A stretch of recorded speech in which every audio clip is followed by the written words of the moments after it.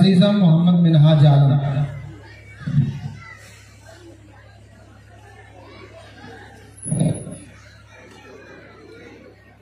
अस्सलामु अलैकुम व रहमतुल्लाहि व बरकातुहू। अल्हम्दुलिल्लाहि रब्बिल आलमीन वस्सलातु वस्सलाम अला नबिय्यिहि मुहम्मदिन सय्यिदिल मुरसलीन व अला आलिहि व सहबिहि अजमईन, अम्मा बाद। May praise be to Allah, the creator of the worlds, and the peace and the blessings be upon his prophet Muhammad sallallahu alaihi wasallam, the head of all messengers, upon his friend and all his companions. Honorable teachers, respected chief guests, and my Islamic brothers and sisters. Today I am honored to be standing in front of you. I will speak on the topic unity and brotherhood in Islam. The audience, the importance of brotherhood in Islam cannot be overlooked. There are many ahadith relating to the fact that Muslims are single united body, each part responsible for the other. According to one hadith, Muslims are like one body.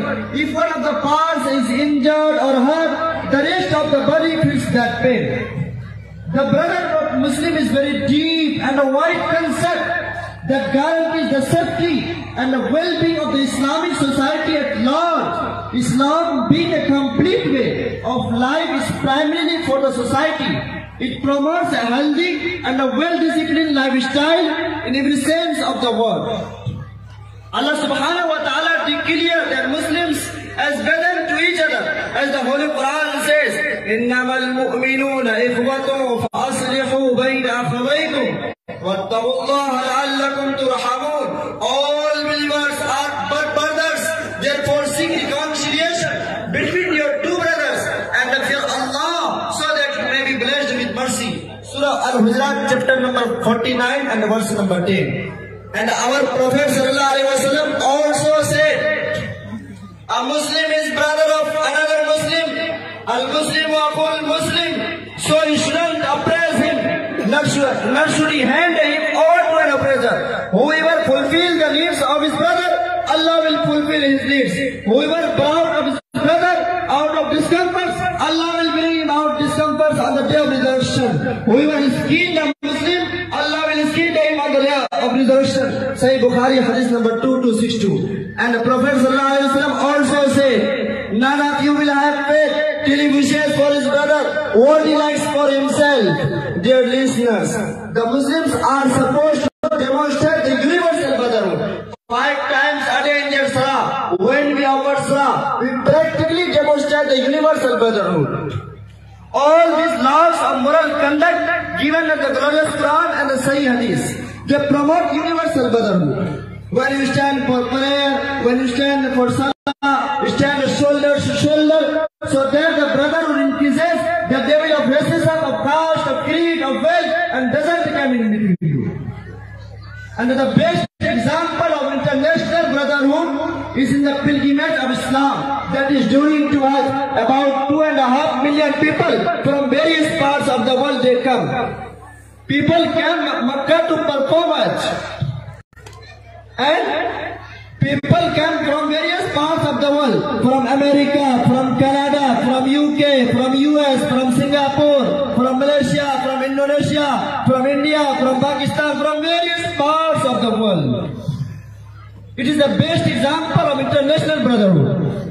And that man, they are dressed up into unseen clothes that is perfectly white. You can't identify that the person is standing next to you, whether he is a king or a pauper. It is the best example of international brotherhood.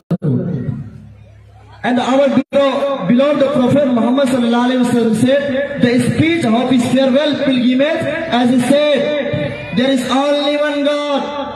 There is only one God. No Arab is superior to another Arab. None is another Arab superior to an Arab. A white is not superior to a black, nor a black over the white. There is only criteria for superiority is taqwa, it is righteousness, it is piety, it is God consciousness. Therefore, the real only answer to resolve many of today's problems is to have one universal religion for all mankind, and Islam claims to be that religion. Through following the teachings of Islam, it will enable man to recognize his God and interact with God's creation, and thus finds that he desires.